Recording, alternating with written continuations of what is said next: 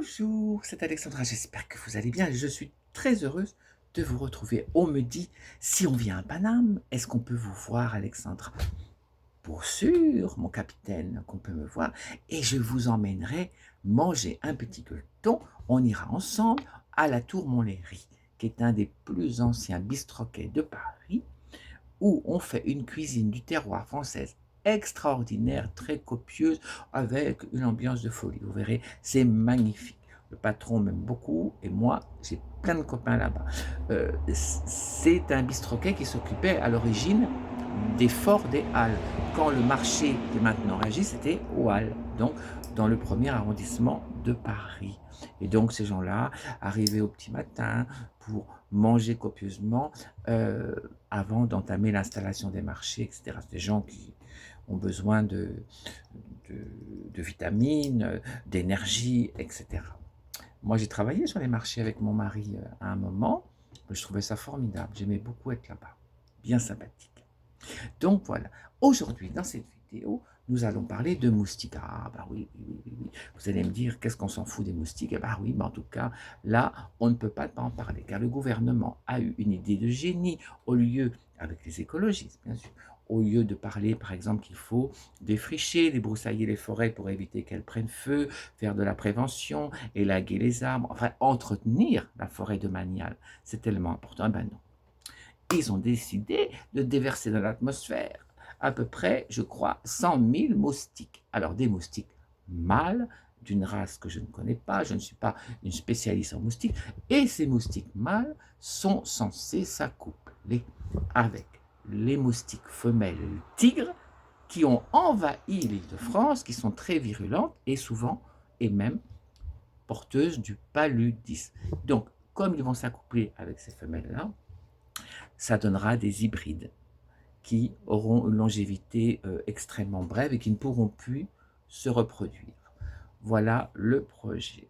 Alors, en attendant que les moustiques aient fini leur balai nuptial ou leur balai rose, je ne sais pas comment vous voulez dire, c'est open bar. Hein, c'est la cantine, le self-service illimité.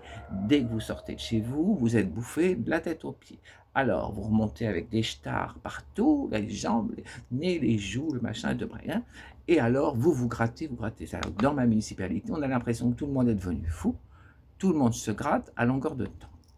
Bon, enfin bon. Donc, je voulais vous expliquer ça. Voilà l'idée de génie du gouvernement. Deuxième propos de cette vidéo, on me demande de parler de gynécologie. Bon, okay. C'est pas ma passion, mais enfin bon, c'est pour la bonne cause.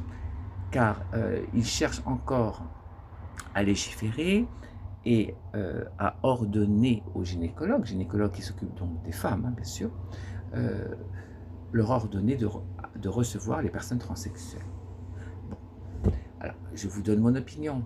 Une personne transsexuelle mise en conformité, comme moi je l'ai été pour une autre pathologie presque similaire, nous n'avons aucune faculté procréatrice, nous restons des hybrides, c'est qu'à le dire, comme les moustiques, tiens.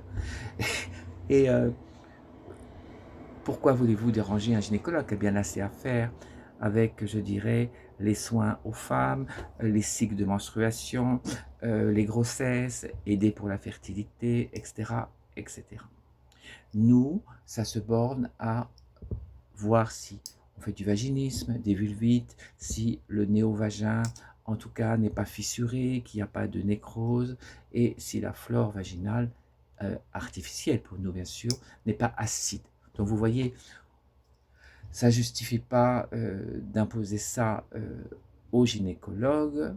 Et par ailleurs, nous sommes en général pris en charge par l'équipe chirurgicale qui nous a opérés, quand c'est en France, hein. Quand c'est à l'étranger, ce n'est pas le cas, et qui continue à nous suivre comme ça très régulièrement. Mais si on, on faisait une loi en ordonnant aux, comment dire, aux gynécologues d'ausculter les femmes transsexuelles, ce serait aussi la porte ouverte, car il y aurait beaucoup de personnes qui n'ont pas fini, je dirais, leur parcours, ou qui ne souhaitent pas aller jusqu'au bout de la chirurgie génitale et qui restent de sexe, par exemple, masculin.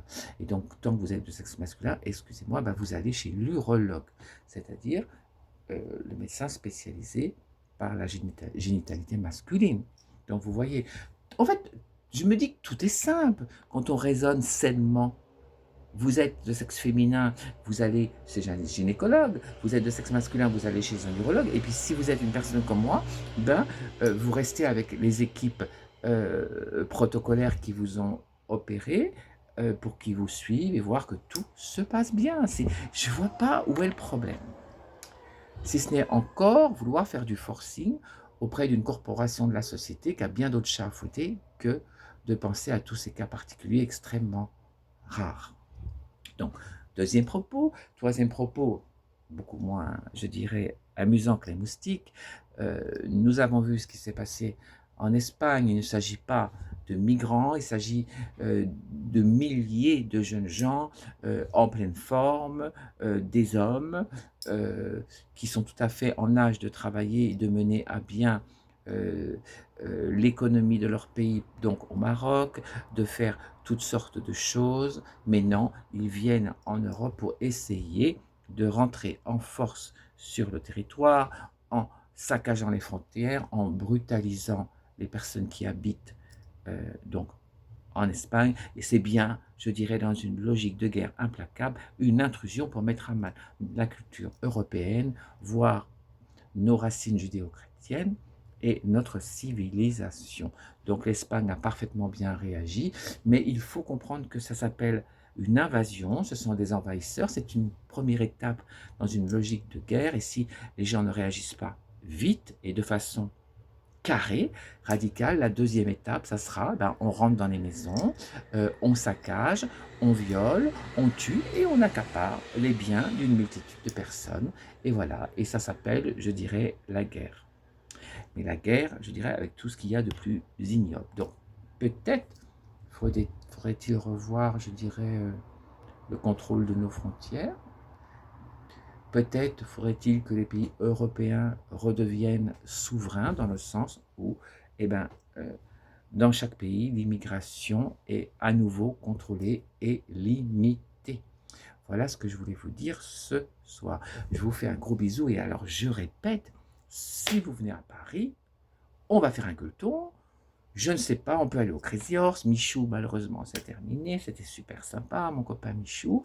On peut aller au Crazy Horse, on peut aller au Moulin Rouge, chez les frères cléricaux. On peut aller chez Madame Arthur. On peut aller faire plein de choses sympathiques. Alors, venez me voir, oui. À bientôt.